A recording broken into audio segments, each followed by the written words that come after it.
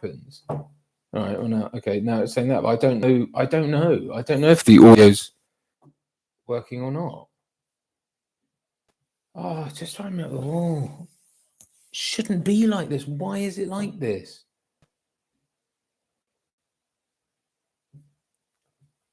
Oh, I'm so sorry. I'm so sorry. I hate yelling and getting mad, but I'm so frustrated.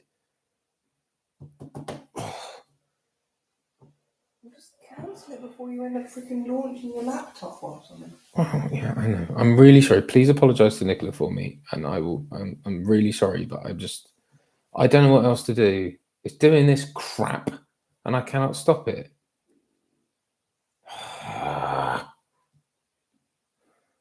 Sorry. I'm sorry. I'm really, really sorry. I'll sort it out. All right, buddy. You're all right. All right. Well.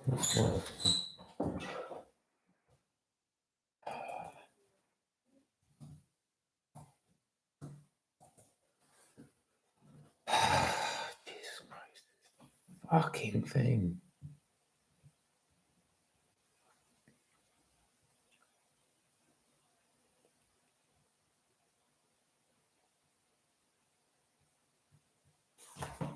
Fucking thing.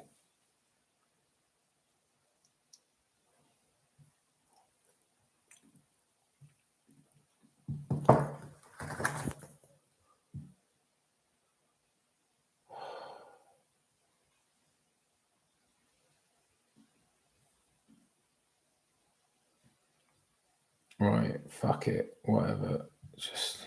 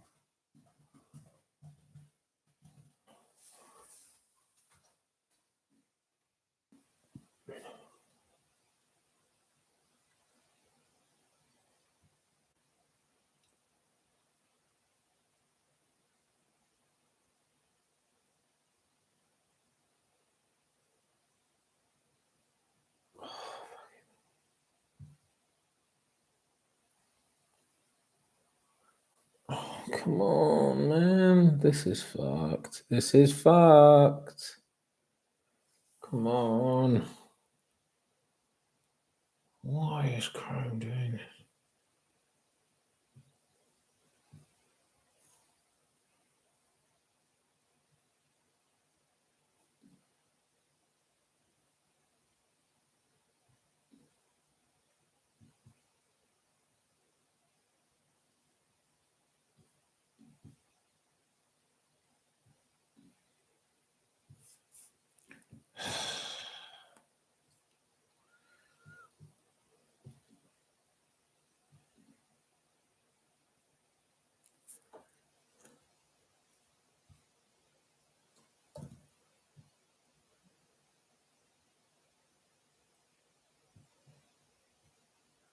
Fuck's sake. Oh my god.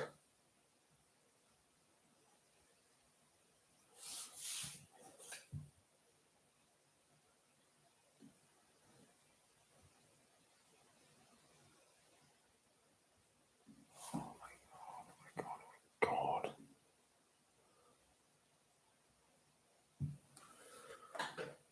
How the fuck do I make this work? What is wrong with this fucking thing?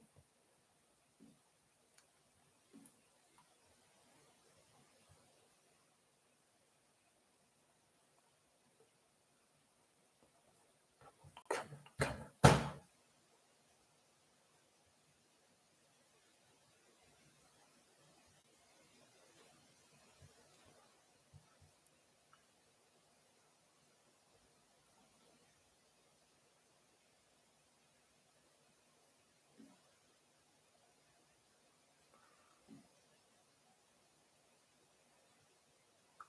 Oh, come on.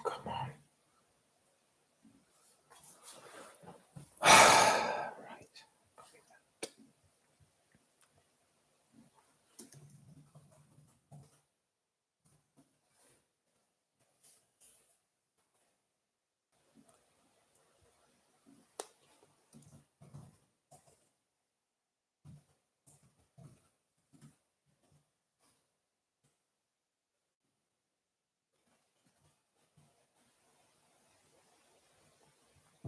Oh, Jesus. Webs.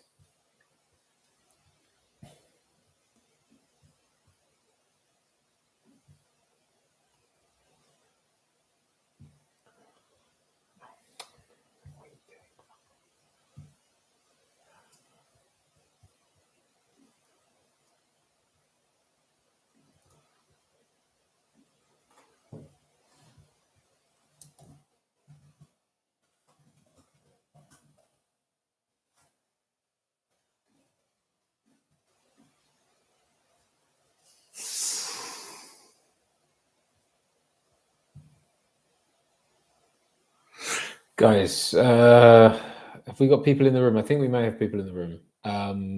Please shoot me a message if you can hear me. That I am so sorry about this. For some reason, I cannot get YouTube Live to see my webcam. That's why you've got 3 little blue dots dancing around on the screen, because it just will not recognize my webcam. Let me know. Bung something in the chat if you would. Hey guys, hello. Hi Carl. Hi Omar. I'm so sorry. Can you hear me all right? Just let me know you can hear me all right. This has driven me nuts to the point where I've been screaming and ranting and raving, and my neighbors asked my wife if everything was okay. This is insane. This is absolutely insane. For some reason, Google Chrome, when I try and get it to, it's set to some device that obviously I've used in live streaming before, and even though my Google settings say that it's using my FaceTime camera, for whatever reason, the browser setting is just default set to this bloody thing, and it won't work. So I am deeply sorry about that. It's driven me to the point of insanity. So I really don't know what to say, but I'm glad you can hear me. Bless her, my wife came running downstairs to ask if I've literally been tearing my hair out. Not to the point of being like Richard, but I always seem beset with technical difficulties on these when I try and do these on my own, and because I sit down, everything seems fine, and then I sit down to actually go live, and there's just issues. I'll keep trying to play around with it in the background, but I'll yeah, Omar, I think you might be right. Putin is jamming my efforts there. Well, he's not wrong. I wouldn't have a good word to say about the man, so there is that. But hello, everyone, anyway, and it's lovely to talk to you, even audio or hourly. You can, I suppose. I don't know what to say. You can close your eyes and picture me. That's not something you want to do, is it? Anyway, I'm here, and I'm going to have a drink because I fucking need it. I know you guys haven't seen it, but I've just been utterly retching trying to get this thing to work. And I feel really bad because our neighbour, bless her, was texted my wife and said, "Is everything okay?" Because I've been that angry. But there we are. I'm enjoying a nice red wine, so that's fine. Anyway, how is everyone? I will endeavour to sort of try and get it to work in the background and see if it will switch, but I doubt it. So you'll have to listen to me, to my vocal talents. Hello, Tom Jones, isn't it? But let's see. So Michael and Anna say, "Hey, we're busy tonight. We miss you guys. Lots of love. Thank you. Yes, we miss you too. And this is my obviously failed attempt to kind of try and placate you guys. I feel awful that we haven't done more. I know we've gone from the sort of insane regularity of last year to sort of nothing. And it's just been really hard, like this week we kind of, February is a short month, and Richard and I were like, right, we must do something, when can you do it? Monday? No, Monday's my childcare day. Can you do Tuesday? No, Tuesday I'm away working. Okay, Wednesday, and it just got like that. And Richard is busy this week. He's doing a bunch of corporate work. I've got my usual stuff on, but it's nothing I can't sort of work around things. And so it's kind of been weird, trying to get us both together, trying to both be able to spend time, putting things together. We set up the podcast, which seems to be doing well, and I'm happy about that. And I do intend to get some more content out on there. But we were kind of going to try and get a regular date in the diary where we can start producing things and doing things for you guys, because obviously, you're really our priority at the moment. But it's just this month just came and went so fast, and Richard kind of went, "Well, what about next week?" And I'm like, "That's March already, so we really have to do something this week." Anyway, here I am in all my 3 blue dots glory. I don't know what that is. I don't know what's going on, guys. You might know better than me. If any of you know how to get Google Chrome to work itself out and to recognize your FaceTime camera, then please, I'm all ears. I'm all ears. Carl, any news on a fan screening of Type 2 You Bleed, or any festival showings? I'm just waiting for it to be done. As soon as it's done, we're going to get it straight into festivals, straight into wherever we can get it. That is very much on the cards. We would like to do a fan screening of some kind if people would want to come. It's just a case of sort of time and money, really, but we'd need to arrange somewhere to screen it, probably, I guess, in London. Yeah, it is still happening. It's still very much there. We just need to get it over that finishing line and then out to wherever it's going. So yeah, hopefully very soon there should be some more news on that. Does Patreon send you prompts if you don't post for a while or something? No, honestly, we're just so much. I know you don't hear from us, and so it's very hard to for you to sort of see it. But we're just we're very painfully aware that we need to get on it and to do more for you guys. We're very much mindful of that, and it may not come across, but we're definitely aware that we need to do more. And I think the problem was, I suppose, during lockdown and all that business, we were kind of forced into that position of, we were locked away and there really wasn't much to do. So we had to, but I think now that things have opened up and we've both ended up kind of busy with one thing or another, Richard especially, Richard's whole thing is to go out to places and film and do stuff. And he's doing very well in the kind of live streaming department.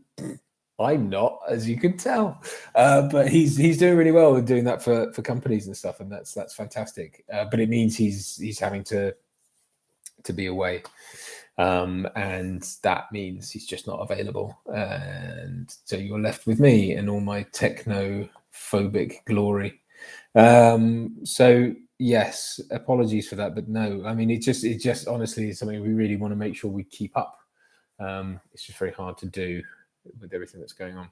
But yeah, thank you, Michael and Anna. That's very sweet of you to say. And honestly, it's just mental. It's just crazy. We're really sorry that this is the way it is. I'm so retching that I cannot get my webcam to work. What is wrong with this thing? Anyway. Yes. So, what to tell you? We're as I say, we're looking at trying to get something on the reg sorted so that we can spend, maybe a day every fortnight or something, just recording some pre-recorded stuff. We have to do it over like a lunch break or something, but we are trying to get get something on the reg that we can both sort of stick to, so that it means that content is flowing. And honestly, at the moment, like, the YouTube channel is great, and obviously it is what it is. It's at the stage that it's at, but it's not our primary focus, to be honest. I mean, we kind of, that the days of trying to grow it really are done. It's about you guys on Patreon and our supporters and our core supporters, and just sort of doing something for you lot, because quite honestly, we don't care. I'm not, I don't want to speak for Richard, but certainly on myself, I don't care about having a giant channel. Excuse me. Oh, excuse me. I don't care. It's not, that's not what we do. That's not who we are. We're not YouTubers. We just love connecting with you lot, really. And that is honestly true. So, yeah, we're just trying to find a way to make it all fit together, and whether or not we sort of become a Patreon only thing or what, I don't know, but we're getting there. Carl, any new commentaries on the horizon? Anything already recorded? Nothing already recorded, but we are planning an Alien Covenant thing to follow up with Patreon. Your Patreon, hello. No, Prometheus. So we are working on that. So yes. Carl, how's the podcast version going? I've listened to Spotify posts so far. I'm not sure what you mean. Podcast version. Explain yourself. We are on Apple Podcasts and obviously Spotify and somewhere else, I think. So yes. Am I working much from home these days? It's pretty much what I'm doing in total. Yeah, it is pretty much all from home, including acting stuff. Yeah, I just self-taped for a very cool project. So actually, I can say it now because it's publicly announced. But my dear friend of 13, 14 years, Mr. Ben Jakes, who you may have heard me reference before, but he has been just an absolute stalwart of my career, and just an all-round good man, who we both met when we were starting out, and he's a producer, and he's just been announced. So what are they called? Brain fart. Signature Entertainment, the production and distribution company, have just announced him. Yes, I've just announced him as their in-house head of production for the UK. So he's head honcho here for all of their producing endeavors, and he asked me to tape for something. I don't envisage me getting it because the feedback was very good, but they're having to speak to other people as well, just because the age is. So the character in question sort of starts out at 19 in the film, so it's probably a little out of the question, a little beyond my playing age. But that's not the point. The point is that he asked me to tape for them, and he's doing the Lord's work, and he's really championing, dickheads like me. So that's really great, and I wish him nothing but love and success. But that's something that's gone on recently that's very exciting, and it also is, he's a great contact to have in terms of the production company and the film fund that I've set up. So that's really cool. Obviously, with things like Type 2 Bleed, he's a great resource to kind of just give advice more than anything. You never expect people to pull strings for you or anything, but yeah, so there's that. That's kind of exciting film-related news. I'm also producing a couple of documentaries, which are moving ahead slowly but surely. And I actually did start my screenplay last night. I have typed the first few pages, so that's kind of cool. I spent ages looking for the lead character's surname because I wanted it to mean something. So there you go. And it was hard finding a surname that fit with the character's ethnicity, that also meant the thing I wanted it to mean. So that took me a while. But anyway, did I type till I bled? No, I did not. That I did not. I searched till my eyes bled, and all that kind of stuff. Sean says 19. Nothing. A little Vaseline and a coat hanger wire can't fix. I'm not sure what the coat hanger wire is about. That sounds like an abortion thing, but I'm sure that's not what you mean. Maybe to pull my face back. Is that the point? Yeah, look, it's one of those. I think I'm a bit past that, which is a shame, but it's one of those things where it's kind of cool. And it would have meant reuniting with someone I actually worked with several years ago on a Discovery Channel thing, which is kind of weird. So that would have been cool. But anyway, who knows? Yes, Lon Chaney reference. That's the yeah. Okay, fair enough. Yeah, they are. So that's that.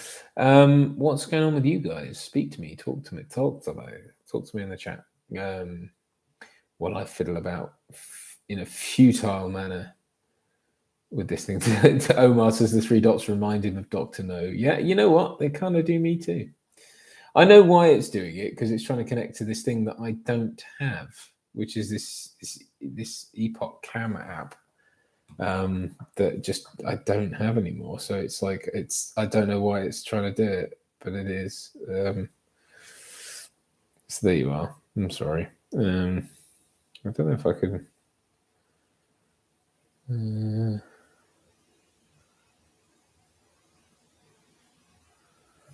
Okay.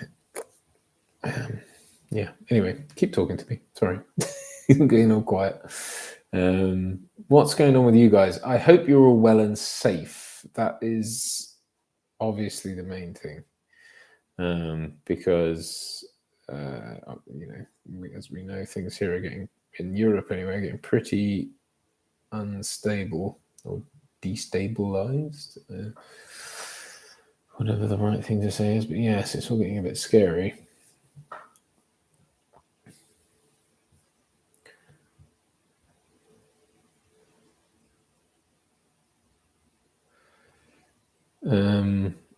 Sean says, talking to a publisher about the book, a producer wants to look at it too, then just constant anxiety attacks. So the usual. Well, mate, I'm so sorry to hear about that. Anxiety attacks are no joke. Really no joke. But look, keep going with your book. I mean, as someone who, look, dude, it's so. If only I could,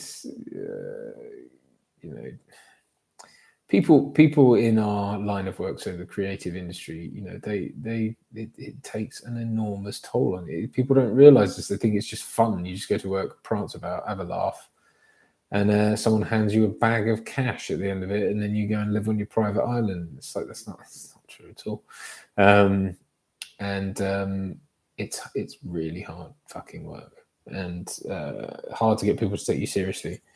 And yeah, so you have my every sympathy on that, or empathy, in fact.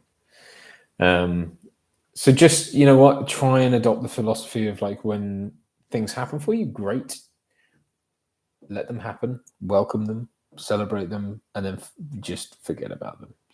It's like, that's just let it be. Yeah. Rob is in the house. Rob Myers, hello, Rob. Happy to be far from Europe at the moment. Yeah, I don't blame you, mate. It's all getting a bit dicey here. Jesus Christ. I mean, what can you say? It's literally war in Europe for the first time. Well, for the first time since the mid-90s, really. Which is awful. But this promises to destabilize and go a lot further than Bosnia. But yes, Boba Fett, everyone. So Rob Myers worked on Boba Fett, the book of Boba Fett, which I finished last week. I think I finished watching it and really enjoyed it. I thought it was really fucking cool. I loved that there was a Rancor let loose around the town. I thought that was cool. So that was fun. Yeah, no, really, really cracking series. I thought anyway. I don't know. What do I know about Star Wars? But there you go. Yeah. What else did we watch? We watched Reacher recently on Prime, which I thought was excellent because it was, I think the criticisms of it are big, dumb, big muscly man beats up baddies, the series. I mean, it's a Western, essentially. So it's the Lone Ranger who goes from town to town and sorts all the bad guys out and fucks off somewhere else, and that's all it is. But it's like, that's all it is. It's not a Tom Cruise eats a Boeing 747. It's not that.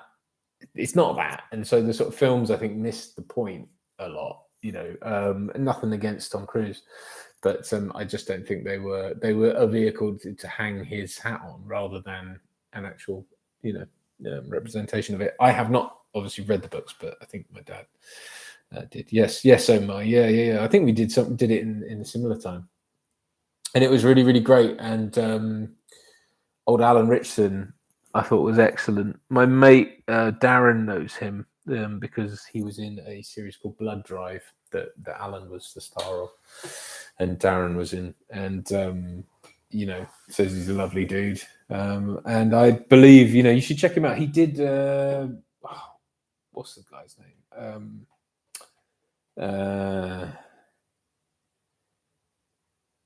What's his name? Rosenbaum, I think Rosenbaum, Lex Luthor from Smallville. Michael Rosenbaum.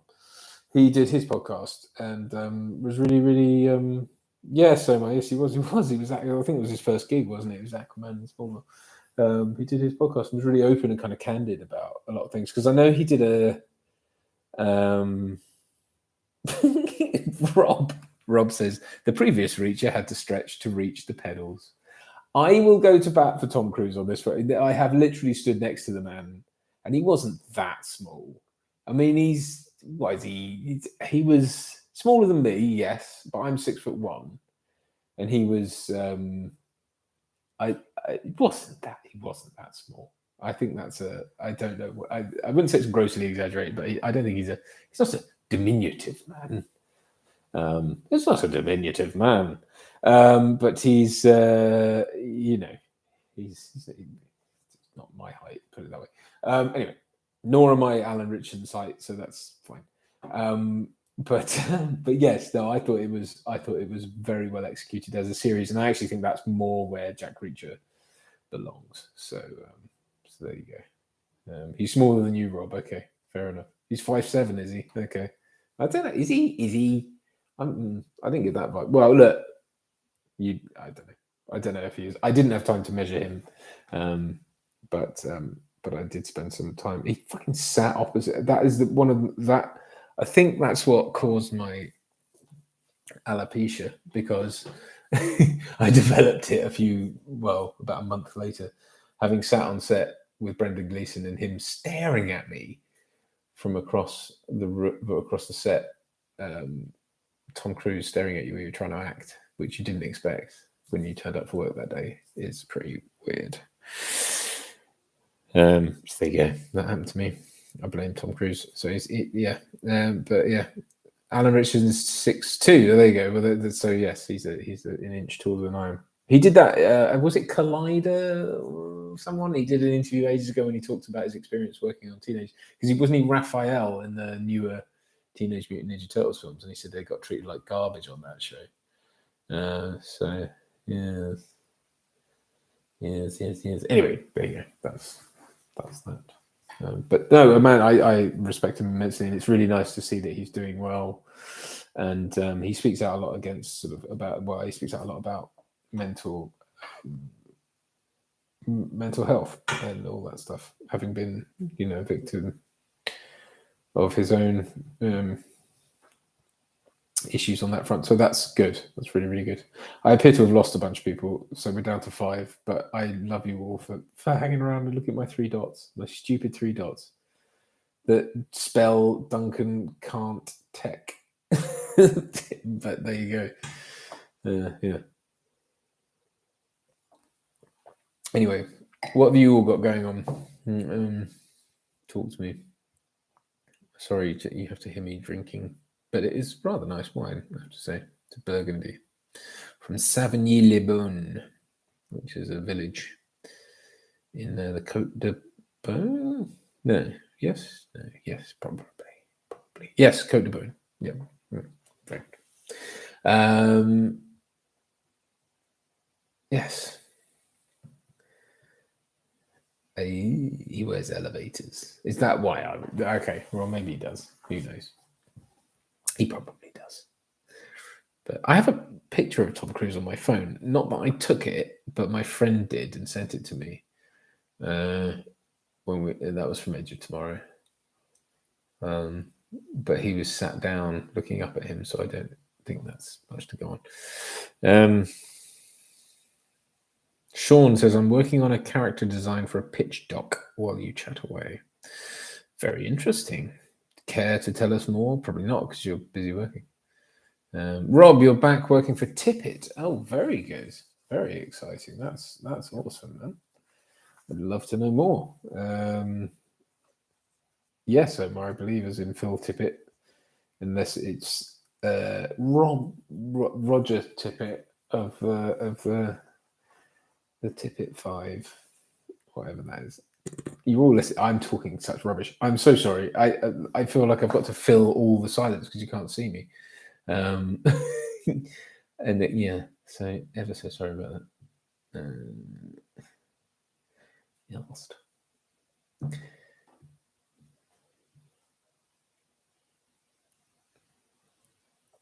Oh, a Marvel show is very good. Very good, sir. Very good. Well, it's lovely to know that you're still doing well and working away there out in Hollywood. So good for you, sir. Good for you. I love that. I love that. Dan, you're painting the Shining poster for no reason in particular in between paid commissions. Good for you, mate. That's great. I do. What's the book I read my daughter at night? Oh, it's the Three Little Pigs. And I don't know why, but to me the voice of the wolf is always, I guess because he did that werewolf film, but it's always Jack Nicholson. So I'm always really, and she doesn't know what the hell I'm doing, but I'm always going to, by the hair on my chinny chin chin, I'll huff and I'll puff and I'll blow your house in. And she just sort of, she tends to try and shut the book at that point, but it is a pop-up book that she has sort of destroyed. So there you go. Sean, young adult book pitch for Pippi Longstocking style adventures with a teen genie. Excuse me. That's an interesting idea. Still early days. It's vague, but enough to doodle from. Yeah, excellent, mate. Well, good. Look, you crack on, my man. Like that's how you form it. You know, this idea that you're supposed to start writing only when the ideas are fully formed is nonsense. You need to start, and that's a great jumping off point. So you go for it. I was struggling to do the very same thing recently, and I'm slowly getting there. I thought about trying to lay out, a 3-act structure and write down a few ideas and things, but then I thought, well, I'll just be writing to those rather than trying to craft something that's more flowing. And so I don't know how I'm going to do it, but we'll keep going. Hey Ben, good to hear from you. Speedy check, very good. Yeah, there you go. That's it. Great movie. What's a great movie? Let's talk about a great movie. What was the last movie I saw? Oh, I saw the Texas Chainsaw Massacre. Sequel? I guess it's a sequel. Yeah, we watched that the other night on Netflix. Fucking hell. I mean, it's all right. It's fine, I suppose. But what it was. I mean, you kind of go, look. I guess the original is sort of trashy in one sense, and it's certainly not the high art that people try and paint it as. But I think it was deserving of something a bit more than that. And then trying to kind of introduce the Snapchat generation into it with the whole kind of like, you're gonna be cancelled, bruh. It's like, no, that's not, that's not what this is. But it acquitted itself perfectly well, and I mean, I suppose in the great tradition of gory gore fests, then it's fine. So Sean takes a different view. He says Texas Chainsaw was shite. I can't tell if Halloween Kills was worse, but man, what a double feature of Roadkill. Well, I haven't seen Halloween Kills, for I cannot. I saw the first third one, whatever that is. So like the last one that called Halloween, and thought it was all right, but didn't really care. I mean, this is the thing. I think the veil is lifted very quickly because you kind of go, this is just it's like the with the Texas Chainsaw thing. It was like it had all this portentous build up. And then it's just, but yeah, you know what? It's just a bloke what chainsaws people to death. So it's not the fucking, pull your head out your ass. It's called the Texas Chainsaw Massacre. The first one had that kind of faux documentary vibe to it. And it was all kind of, post or pre Hills Have Eyes type, it was really kind of unnerving and gruey and dirty and then it turned out it was about a sort of family of cannibals and stuff, and that's fine. One and done. I mean, I know they remade it. I think I saw the remake with Jessica Biel. They've probably remade it since then, so whatever. But yeah, it was just like, what is this shite? Really, it's a bloke killing people with a chainsaw and wearing a face made of face. Right, that's it. There's no so anyway. And then it tried to end in the same way with Leatherface swinging his chainsaw around, and it was just like, yeah, you didn't. It doesn't. Anyway, whatever, forgettable garbage. Tries to sort of have that Gen Z or Gen X thing, and talk about gentrification in a really ham-fisted way, and it's like it just wore its politics like this sort of like someone else's face on it. So I suppose there you go. There's a meta. But no, it's toilet. Omar, any thoughts on a new Bond actor? No, stop asking me. I don't know. I have no idea. I don't know, because that invites sort of knowledge of what they're going to do, and I have no idea what they're going to do. They don't, I think, know what they're going to do yet. Anyway, I think they've probably just gone, right, let's leave it and then start fresh. Winston is sighing in the background, and I can't show him to you, so I'm really sorry. That is such a can of worms. I really couldn't. No, I suppose is the answer. I'm really sorry, but I just don't know. Try to watch Suspiria. You're welcome. On Prime, but it was only in English, and I had to buy the Blu-ray for the Italian experience. Cool.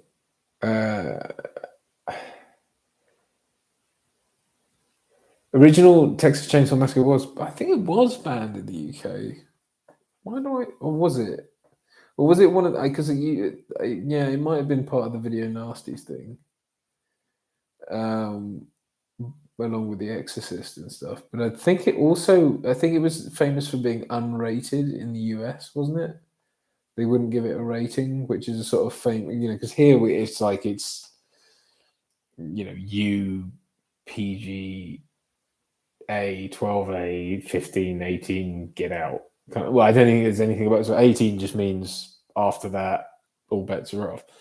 But in the US, you've got like X or whatever, and then it's like above X, it's like unrated. So, and I'm not even sure. I don't think that stops you from being able to put it out, right? Like you can still show it, but I don't know. Unrated means your bum will fall off or something if you go. I don't know, but it's it's a bad thing if that happens. So so I think it was famous for that, but I don't know if it was banned here. It probably was, because it was right at the time when everyone was Mary Whitehousing and clutching their pearls about such things, which is ridiculous. Yes. Hopefully the Batman will prove to be the next good film I see. I've been avoiding all the recent trailers. Yeah, you know what, Dan? I kind of have to. It's weird. I have a sort of weird apathy towards that, in a way that, not that I don't care, or not that I don't. I will go and see it. Probably, you know, with bells on. I think I'm going to carve some time out and go and try and get to the cinema and see it. But I don't. Yeah, I'm not sort of obsessive about it, really. I sort of don't. Yeah, I don't mind. And in a way, I'm kind of happy to be ambivalent, because at least I'll be kind of hopefully pleasantly surprised when I go to see it. I mean, Batman Begins is still the watermark for me, and that's the yardstick. I think that's probably that for me is the best Batman film. So we'll see. We'll see if it surpasses that or not, or whatever. Yeah, it looks interesting. I mean, I don't know. Yeah, there you go. Oh, it was banned on video, says SW Audio Productions. Very good. Batman is 3 hours long. Is it? Oh, Jesus. Well, I'll have to catheterize myself when I go and take a hip flask. At 11 o'clock. Yes, bugger. Well, that's that. Has anyone? I'm trying to think now. Has anyone seen anything good? The last thing I saw at the cinema was Spider-Man, I think. Yes, Spider-Man No Way Home. Enjoyed that.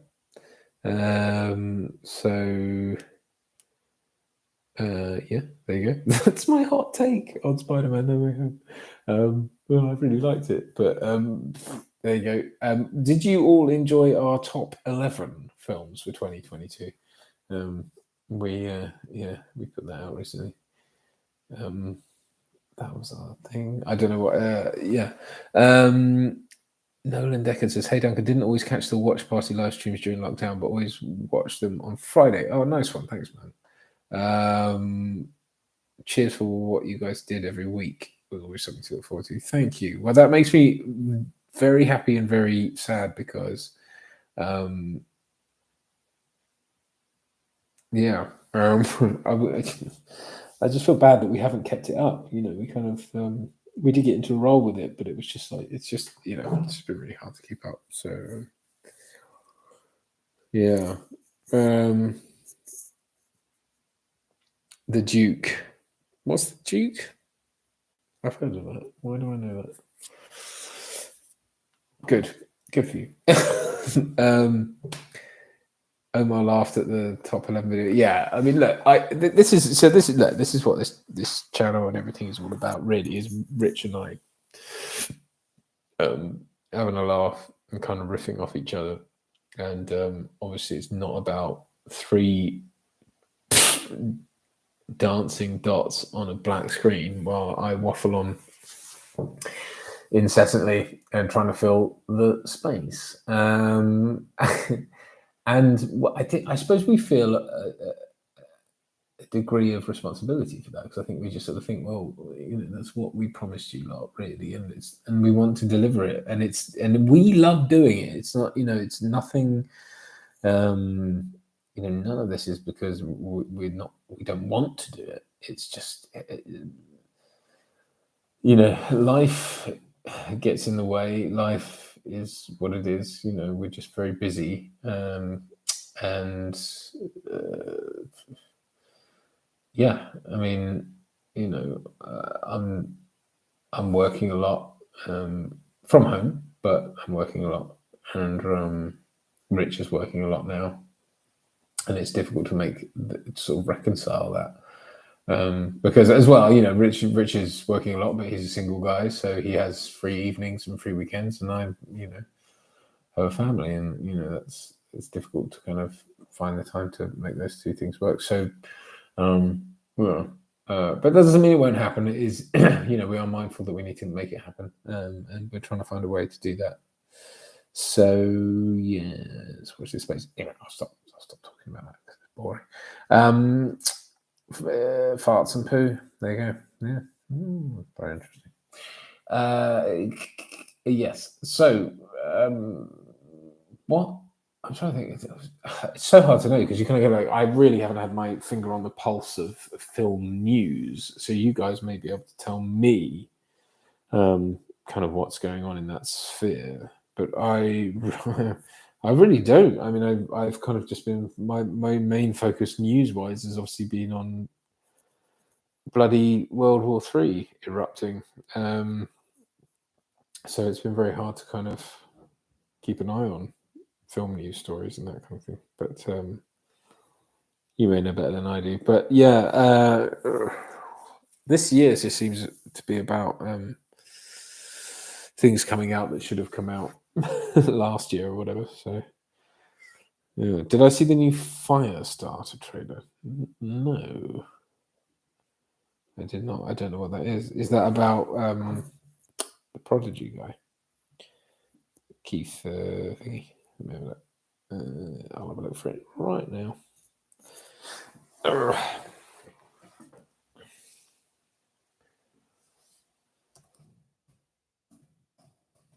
Typing. Firestarter trailer. There we go. I'll see if I can watch it. Oh, hello. What's going on? Oh, Zac Efron, so probably not the Prodigy. But that's okay. Oh, there's a big long ad going on. Brilliant. For what's that for? Whiskers. Okay, good for you. Okay, yes, very good. Right. What's this? What is the Firestarter? And the Firestarter. Twisted Firestarter. Quite like Zac Efron. So what's it about then? A bunch of kids in a school, start fires?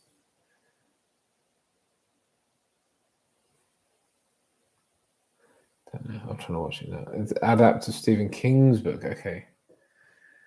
New John Carpenter score. That's cool. I want John Carpenter to do something. I've often, like Brad and I have talked about kind of being like, trying to get a kind of John Carpenter thing going. We'd love to make those kind of films together. We actually got Rich and I and Mike Geary, who you all know, and Mark Price, who directed Fistful of Lead, Colin, and this thing I just did recently, all got together the other week and got a very private and exciting screening of Brad's new film that he's been working on, and it was very cool. And so look at that. Oh, Kurtwood Smith. There he is, Kurtwood Smith. Can you fly, Bobby? There you go. That's my Kurtwood Smith. Very cool. Oh, well, I'm not listening to it because I've got my earphones plugged, but this looks cool. It looks visually cool. Who directed? Do you guys know who directed it? I know I could look it up, but a crow exploded. It looks very indie and low budget, but in a good way. So yeah, all good. Oh. Guns.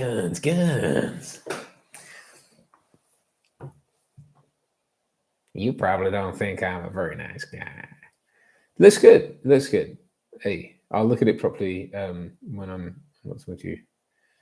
So, superhero turn. Okay, so yeah, I guess it's kind of got the thingy vibes. What was the one, the sort of Man of Steel done a bad? What was that called? You're going to tell me before I must remember this. Brightburn. There, got him before you could type it. Brightburn, yeah, and which I thought was great actually, and I know a lot of people did, so I'm not, by no means sort of an outlier there. But I thought Brightburn deserved a bit more love. Sean, I said it already. Yeah, no, too late. Mate. Anyway, yes, no, Brightburn was great. And did you all watch Brightburn? I thought it was really, really, really, really good. And Liz Banks, who Elizabeth Banks, I think actually has really great dramatic chops, but in the sort of bawdy comedies that she tends to do, I find her quite tedious. But I thought she was really good in that. And I wish I could see more of it. And I don't know kind of how well that film did, because it seemed to get thrown on streaming quite quickly. And I don't think it's frustrating because you kind of go those sort of high concept films, you know, which in all but name was just what if Superman was just evil when he, you know, as a kid. I was like, that's really compelling. And it is a story that if you just if you just say, oh, he's not Superman, you can totally make that film. And it was really good, and I wish people did that a bit more.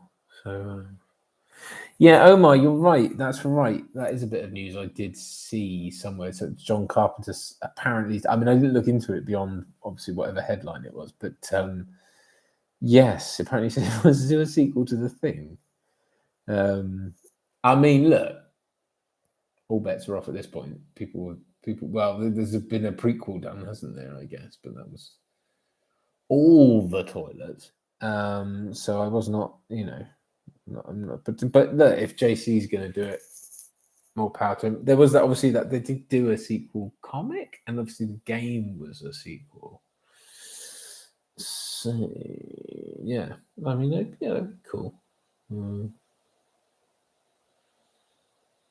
If The Thing had done well, Firestarter was going to be John Carpenter's next film with Richard Dreyfuss starring, says Dan Lyles. Very interesting. Okay. So this is something that's been in the making or in the offing for a long time, is it? Very long time.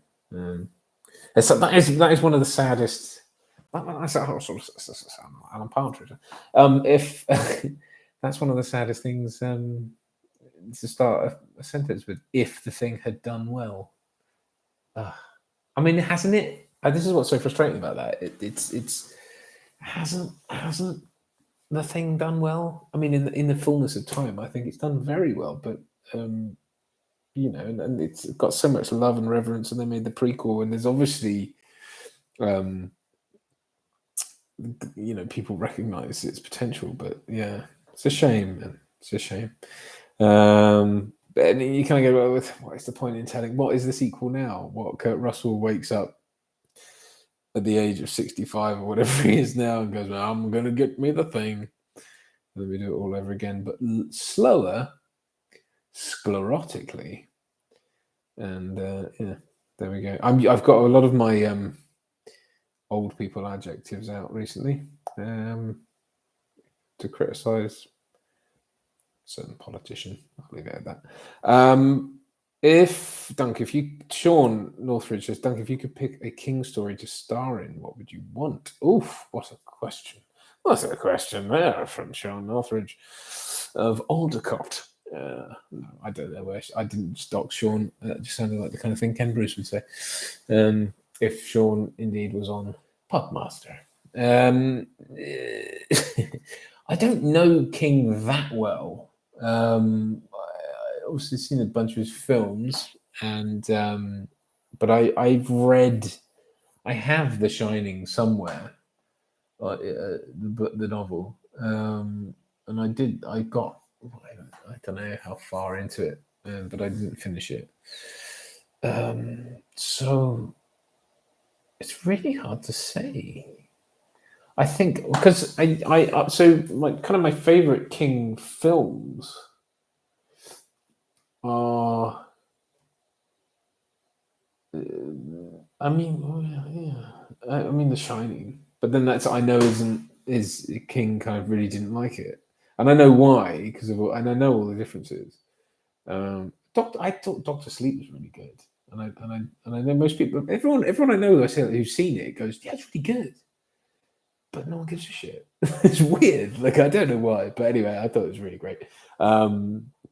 I thought the It films, the recent It films, were good but forgettable, which is really weird. It's that because they're on, or one of them is on Prime or Now TV or something, and I go, oh, there it is, and then I go, no, I can't be asked.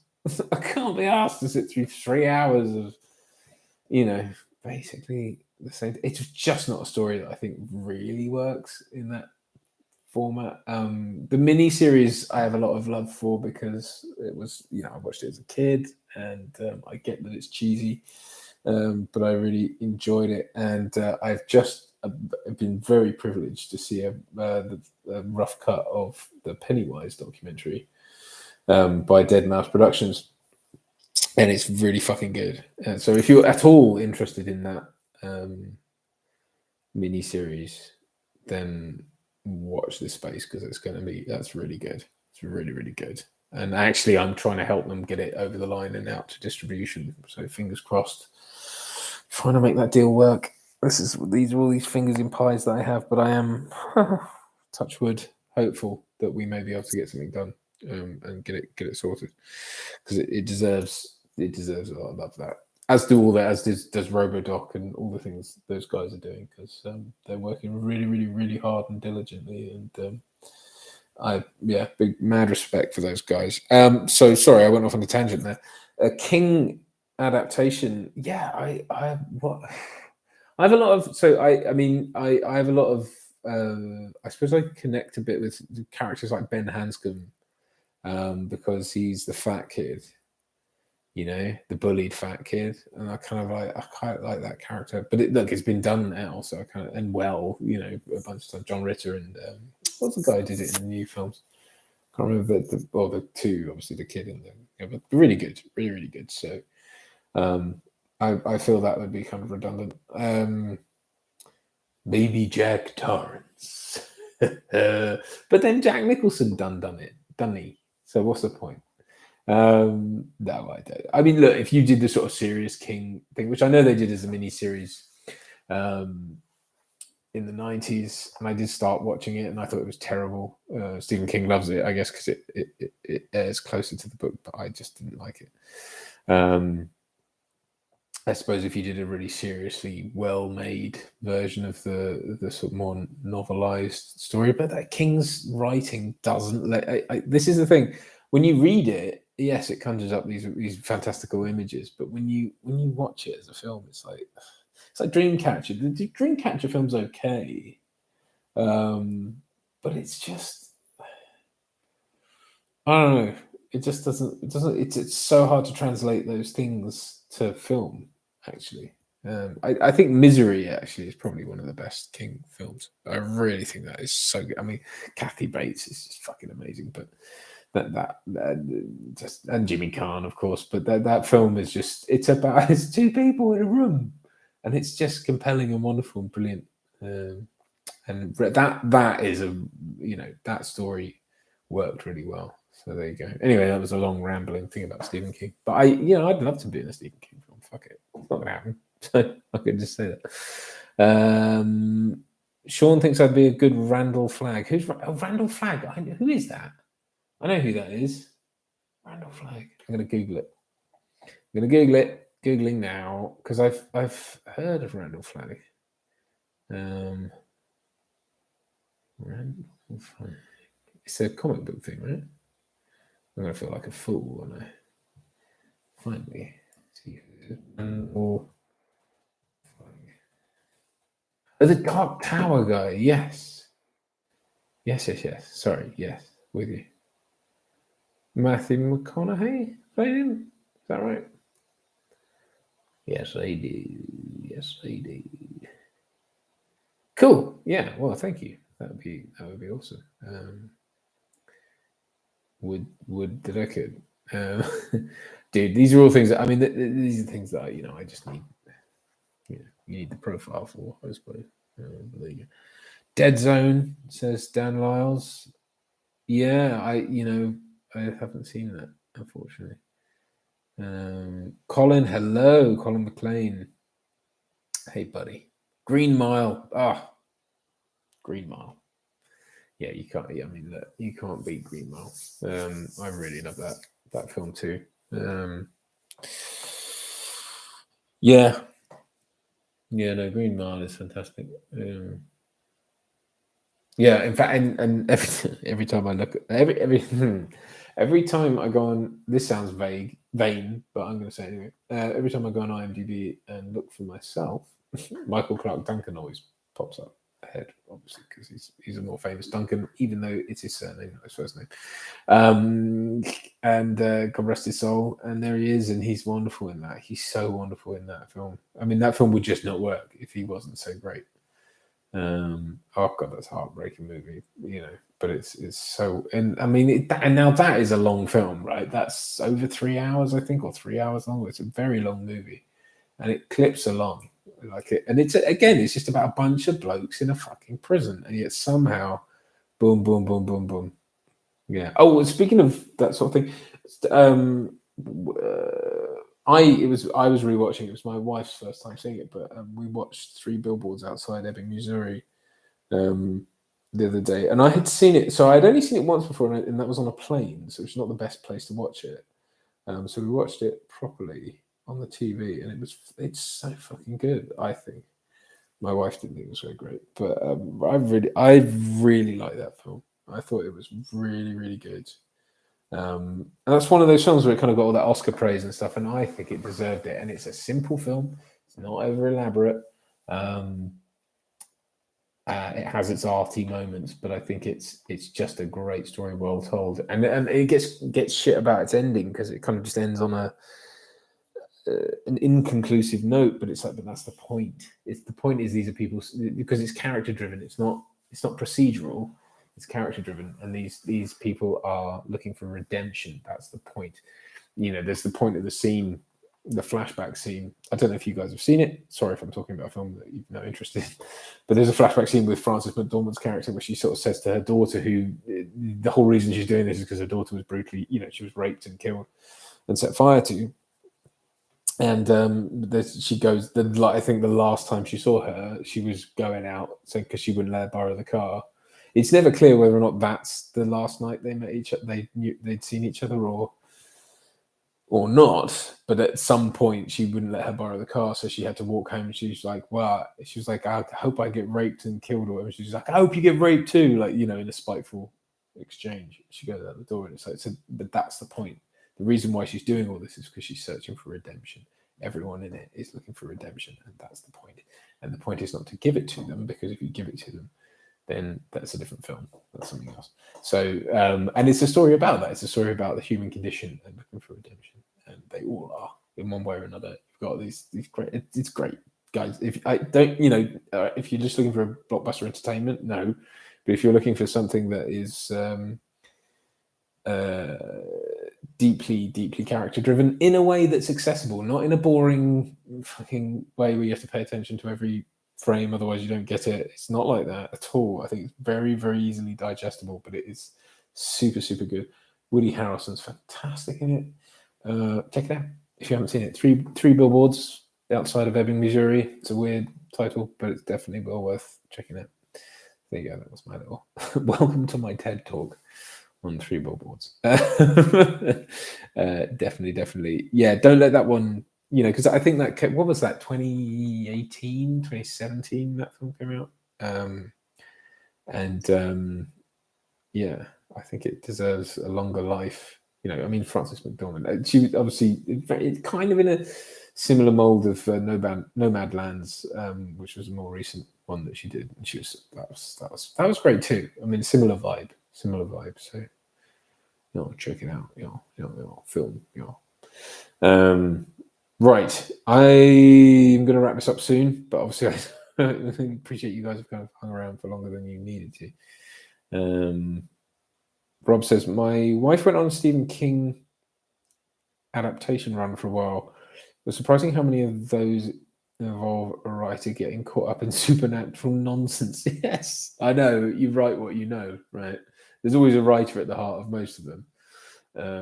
Yes, it is true. Jack Torrance is a writer. Bill in It is a writer. Misery, the guy is a writer, famous writer. Yeah, so you know what? Doesn't have the greatest imagination, does he? Hack. Yeah. In the Mist. I haven't seen the Mist, Colin. Sam Duxbury's here. Oh, all right, we've got to keep going longer then. He's only just arrived. Bloody hell. All right, Sam. Go on, get it in. What do you want to say, Sam? No. Yeah. Yes.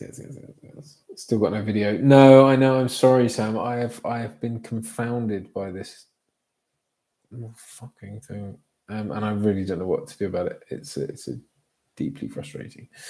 But I'm going to try and work on it before I do another one. That's all I can say. I know, Sam. I hear you, see you, but I can do nothing about it. So you've just got my voice. And I'm in my kitchen, which probably makes it sound terrible. RST001, don't know. I'm sorry, I don't know your name. Hey Duncan, greetings from Australia. It's pouring barrels of rain down here. Is it? Haven't really caught these live streams very often in the past, but really love the channel. Thank you, mate. Oh, hey, it's really wonderful to have you.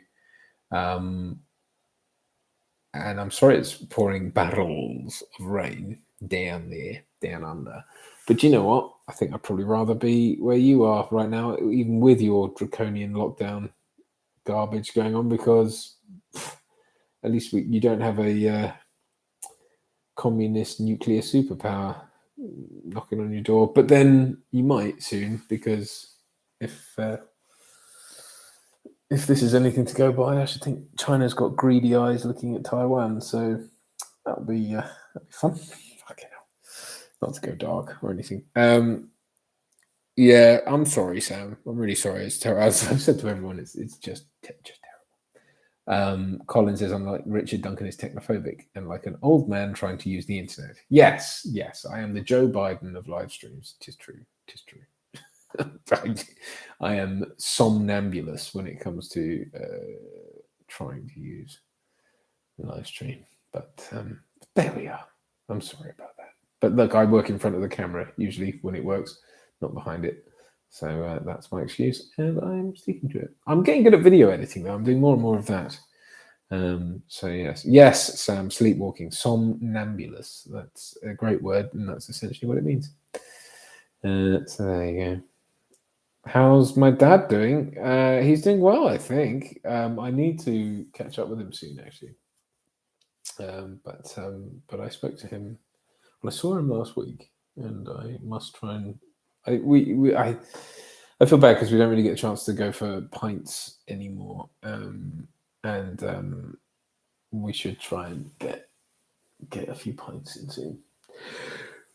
It's been too long. Excuse me. Oh, but no, I think he's well. And my dad, for those of you who don't know, lives on a boat. So sometimes I worry about that, but I try not to. But he's happy, so that's the main thing. But yeah, he does. Somnambulant. Yes, somnambulant, Sam. Sam Duxbury says, we shall all go out for pints. I quite agree. We should all go out for pints. You're quite right, Sam. I don't know how we would make it. We spoke about that obviously before 2020, didn't we? We were going to try and arrange that, and then of course it became impossible to do so. But literally, as of today, it isn't. But also, as of today, we're at war, kind of. So fuck. So maybe we should try and do it sooner rather than later. It's just a case of trying to sort of figure that out and figure out how that would work and how many of you would actually be able to get there. Because I know that obviously we're not all like a lot of us aren't in London, but London seems like the easiest place to arrange to meet, even though that means everyone has to kind of travel and it's a bit of a ball ache. But it's probably easier than anywhere else, really. I mean, I would have said Cambridge, but Richard's not in Cambridge anymore. So even though, bless him, now he's moved out of Cambridge, he keeps getting work there. So he keeps having to come up and stay in travel lodges when he used to live there. But anyway, that's that. Teething problems. People where I live in you're in Queensland, okay. Starting not to care about COVID anymore. We haven't had a lockdown in 6 months. Oh, that's good. Wish I could have a pint with you all. Yeah, me too, man. That's what it's all about. We should, yeah, Rob. We will all go down to the Winchester and wait for it to blow over. I know. Yeah, well, maybe we should do that as well. Yeah, man. Nah, I would love that. I would love to buy the world a pint. I mean, it'd be skint, but it'd be worth it. Yeah. Yeah, Annalise. Yeah, well, look, I mean, look, if you guys would be willing to do it, then we should try and do it. But I'd be up for it. I keep having there's various things that are pulling me to London again, actually, that I need to go and do. So I really need to line all those up and try and get them teed up, and then just go do it. So yeah, maybe I'll do that. Maybe I'll try and get a couple of days, get a hotel. Don't worry about trying to get back here, and just we'll do it. What do you reckon? Should we do it? I think we should do it. Let's do it. Yeah. Fantastic. Yeah. Excellent. Yeah. Yeah. I mean, London is, look, I get that it's not everyone lives in London. When I suggest London, it's not because I'm sort of obnoxiously assuming everyone lives there, because I certainly don't. Neither does Richard. But it does seem like a sort of easier place for people to get to. Colin, yeah, man. Where are you based, Colin? Then where are you at the moment? Yeah. You're always welcome on behalf of England, Great Britain. Rob hasn't had a holiday in years. No, neither have I. Well, I mean, I had a working holiday last year, which I certainly can't complain about. In Italy and Switzerland, which was joyous, and had a great time. And if any of you watch The Urban Gentry, which is a much larger channel than ours, I think he's nearing on 500,000 subscribers. Tristano, who's been on our channel, so he's no stranger. Hopefully to you guys. He and I sat down and chatted about my watch collection. So if you haven't checked that out, check it out. But we did that by Lake Como in a beautiful restaurant called La Finestra sul Lago, which means a window on the lake. And it is exactly that, and it's beautiful. And they did incredible. I had pizza. I think we all had pizza. It was bloody marvelous. And they just kept throwing red wine. The guy kept coming out and goes, "This is a red wine from over there," and he pointed, south of the lake. It was in a region from over there. It was absolutely astounding. And he gave me the biggest fishbowl glass and this huge magnum of red wine, and was like, "Yeah, carry on." And bless them, they were super, super lovely. So yes, if you're ever in Como, La Finestra sul Lago, or Finestra sul Lago, anyway, you'll find it. Really, really cracking restaurant. Really, really good if you want, proper Italian food and an incredible view. Definitely worth checking out. And they don't pay me, so they just gave me a lot of wine while I was there. So definitely worth going. Yeah. Defect like Annalise to the UK. Why not? Colin's in the US of A. Oh, very good. Well, look, hey, I'll swap with you, Colin. Kind of at the moment, I'm getting itchy feet to try and get out of here, because I'm just I'm super worried about what could happen. But anyway, hopefully nothing. Hopefully we'll get that sorted. But well, not to leave you on that bum note, but I just feel awful that you just looked at us at these stupid 3 dots. What's that, Sam? Allowed to say what you work on? What I work on? What do you mean? Explain yourself. I will give you 2 minutes. 2 minutes, Mr. Bond, to explain yourself. And then I must away. But I don't know what you mean. What I work on? What, as in day to day, or what? Colin, watches. Yes, watches. I can talk about watches. I can't show you any watches because but I am wearing my Rolex GMT Master, which I'm enjoying very much. Colin McLean, speaking of watches, after spending months scouring the web and watch forums, and looking, we should have come to me, mate. I mean, you know, and looking for, and I can tell you about, for one, at somewhat reasonable price, I found myself a Seiko Arnie. Ooh, very good. A very good choice, Colin. No, I mean, really, that's a cracker. The Arnie, the Seiko Arnie, that's what he wore in Predator, and it's not, is it Commando? There's two, isn't there? There's two films he wore the Seiko in. Hence why it's called. Yeah, it is, isn't it? Predator and Commando, I want to say. You'll correct me, I'm sure. But yes, good shout, my man. Good shout. And those are ratcheting up in price. Is it an original, or is it because didn't they reissue it? They may have reissued it. Check it out. Anyway,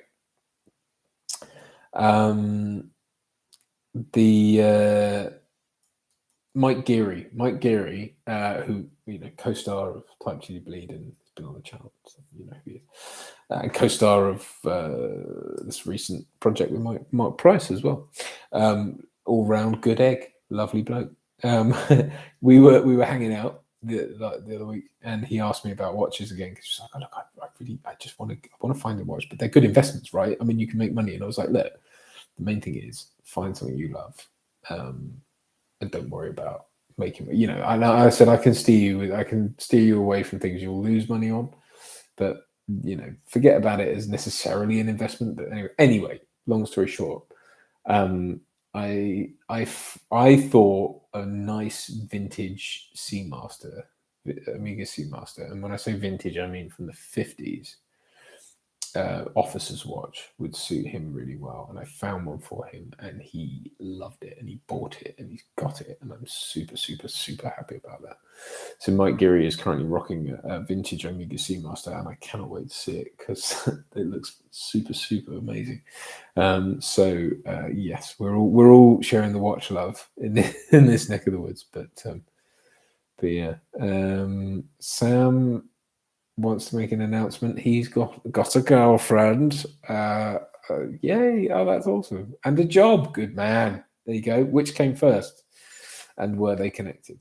That's very good, mate. Congratulations to you, my friend. That's very good news. Onward and upward. Good man yourself. What? I don't know what Colin means. Oh, original. Okay, sorry. Yes, yeah, I'm with you. Yes. Oh, a 1983. Oh, very cool. Rob said, "He's with a lady." Good man. No, oh well, good. Look, you all sound like you're doing super well, which is incredible, and I'm very happy to hear that. Yeah, that's awesome. Good. Right. Well, I'm going to have a quick slurp, as my man Keith Floyd used to say. And then I'm going to love you and leave you, for I must away. But thank you so much for persevering with me tonight. And I'm so sorry about the 3 dots. And no, that doesn't mean I'm Kit from Knight Rider. Whoever said that. And